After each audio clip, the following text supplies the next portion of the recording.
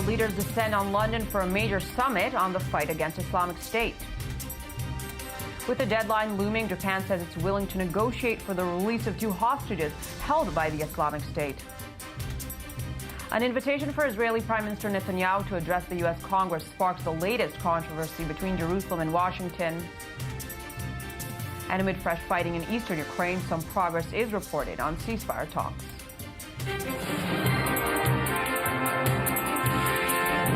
Good afternoon. You're watching I-24 News, here with the hour's top stories. Senior officials from 21 countries descended on London today to discuss how they can step up their campaign against the Islamic State in Iraq and Syria. British Prime Minister David Cameron held a meeting with Iraqi Prime Minister Haider al-Abadi, where he reinforced the commitment of the U.S.-led coalition to defend Iraq. You're here, obviously, on an important day when the key members of the coalition to help Iraq and defeat ISIL are meeting here in London. And really, I want to say very clearly to you how strongly we support the new Iraqi government. We are facing a huge challenge from Daesh and other challenges.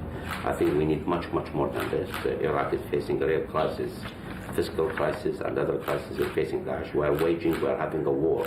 We do need to check as well. Meanwhile, Japan reaffirmed today its commitment to secure the release of 2 of its nationals taken hostage by the Islamic State, with reports suggesting the government is willing to negotiate with the captors. Here's more from the I-24 News Desk. With Friday's deadline fast approaching, Prime Minister Shinzo Abe acknowledged today that saving 2 Japanese hostages held by the Islamic State was becoming a race against time. The Japanese government initially vowed not to surrender to terror, but now appears willing to negotiate. It's a tough fight and time is ticking, but the government has launched an all-out effort to resolve the issue. I ordered the cabinet to save the lives of the hostages using whatever available measures and by fully utilizing all existing diplomatic channels. While hope of rescuing the hostages is widespread, the means of achieving this goal are being debated. I know we should not yield to the terrorists, but those 2 men are hostages. I just can't imagine that we truly have no choice but to watch them dying.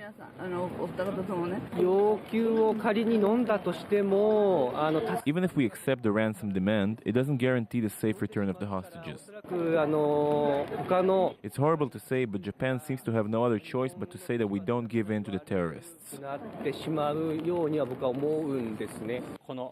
As the debate swells, Abe finds himself in an unenviable position.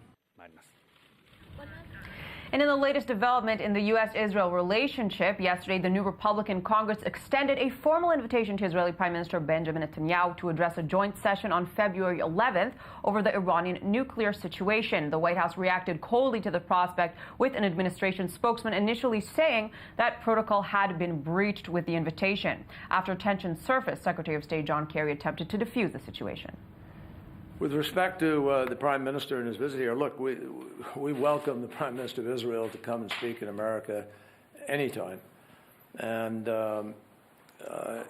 obviously, it's a little unusual to learn of an invitation from the Speaker's office. We have no difference in our goal with respect to our position. We do have some difference in tactics of how you achieve that goal. But we are determined that Iran will not get a nuclear weapon. Meanwhile, Hezbollah claimed today to have received a condolence letter from the Hamas military commander Mohammed Deif, whose status remains unknown after being targeted by an Israeli airstrike during this summer's war. The letter addressed to Hezbollah leader Hassan Nasrallah called for immediate revenge for Sunday's deadly airstrike in Syria, allegedly carried out by Israel. A short while ago, I-24 News correspondent Shai Ben-Ari provided us this commentary. The assumption right now, it's looking more and more likely that indeed Mohammed Deif is still among the living, let's say. That is the assumption apparently amongst the Israeli military and political brass. Benny Gantz, the IDF chief of staff, was quoted not a long time ago saying that his own opinion indeed was that Mohammed Deif is still alive, and this appears more likely following this letter, which, among other things, I'll quote, it says, all of the resistance forces must come together to fight the Zionist enemy and its allies. Israel is the true enemy of the Muslim nation, and all guns must be aimed towards it. The next war will be waged together, with fire being exchanged in all directions over the occupied land. This is interesting on a number of levels, of course, because we know that Hamas is officially opposed to any sort of Hezbollah presence within Syria. Of course, Hamas is opposed to the Assad regime, and Hezbollah is heavily embroiled in the fighting alongside the Assad regime. There's also, of course, the Shia-Sunni division. It's interesting to see this kind of statement coming from the apparently still and so the leader. How credible is it? It would be pretty credible, though, of course, we have no concrete proof that indeed this was written by Mohammed Deif. There's been no video or let's say, images of Mohammed Deif released since an assassination attempt on his life back in August during the Operation Protective Edge. That is not too unusual. There wasn't too much video evidence of him even before that. There has been no audio evidence either, though, so we still do not have concrete proof that he is indeed amongst the living. Meanwhile, in Yemen, after days of turmoil, the government and Houthi fighters have reached a tentative deal. The rebels have agreed to release the president's chief of staff and withdraw their militias from key institutions in exchange for the government rewriting parts of the country's constitution that would grant the Houthis more political power. Yemen has been rocked by sectarian violence since Houthi forces captured most of the city last September. And in Ukraine, at least 13 people were killed today in Donetsk, where a shell hit a civilian bus. Despite ongoing fighting in Ukraine's east, some diplomatic progress has been made to end the conflict. Yoav Borovitz has more. Amid fresh clashes between pro-Russian fighters and Ukrainian forces, progress was made Wednesday in ceasefire negotiations. High-level four-party talks were held in Berlin, with a tentative agreement reached on establishing security zones in the Ukraine's restive east. Today, there has finally been an agreement that the demarcation line, as outlined in the Minsk Agreement, will be the point from where, as of now, heavy weaponry has to be withdrawn. We are depending on Russia in particular to exercise the necessary leverage on the separatists in East Ukraine. The apparent breakthrough came on the backdrop of yesterday's statements by Secretary of State John Kerry, who accused Moscow of attempting a blatant land grab. We're particularly concerned by signs that the Russian-backed separatists are attacking a full-scale initiative against the city of Debaltseve.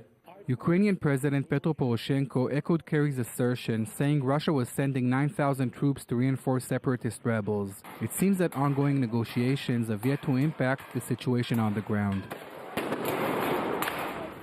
Sports-related news from the United States. Coined Deflategate, the New England Patriots are accused of reducing the air pressure in its football to gain an advantage. ABC News has more on the issue that may cast a shadow over the world's largest one-day sporting event.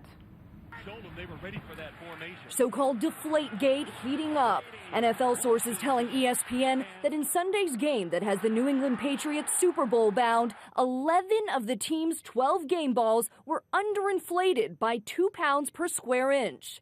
The softer football is easier to handle. While on offense, each team uses their own footballs, which are allowed to be doctored slightly. But they then have to be inspected and approved by a referee before the game. After that, no alterations are allowed. But late in the second quarter of Sunday's AFC Championship game, the Indianapolis Colts reportedly grew suspicious. Intercepted! According to Newsday, following this interception, Colts linebacker DeQuell Jackson gave the ball to a member of his team's equipment staff. Soon after, the refs switched out the ball, and the Patriots went on to win 45-7. They were better than us on that day, so I don't know about, how much of an advantage one way or another it would have played. Cheating allegations are nothing new for Patriots coach Bill Belichick. In 2007, the league fined him for videotaping an opponent's sideline signals during a game. And now new accusations with Super Bowl 49 less than 2 weeks away. And we end with pop superstar Madonna, who thanked Israeli law enforcement today for helping to apprehend the Tel Aviv-based hacker who broke into her computer and leaked unreleased music onto the internet. In December, a slew of demos from Madonna's album in progress, Rebel Heart, leaked online, forcing the pop icon to move up the release date of the full album. And that's all the time we have. Join us again in just 20 minutes for all the latest breaking news. For anything else, you can find us online, i24news.tv, and you're welcome to follow us on Facebook and on Twitter. Remember, we have pages in French, English, and in Arabic. I'm Michal, broadcasting live from Israel Jaffa Port. Thank you for watching.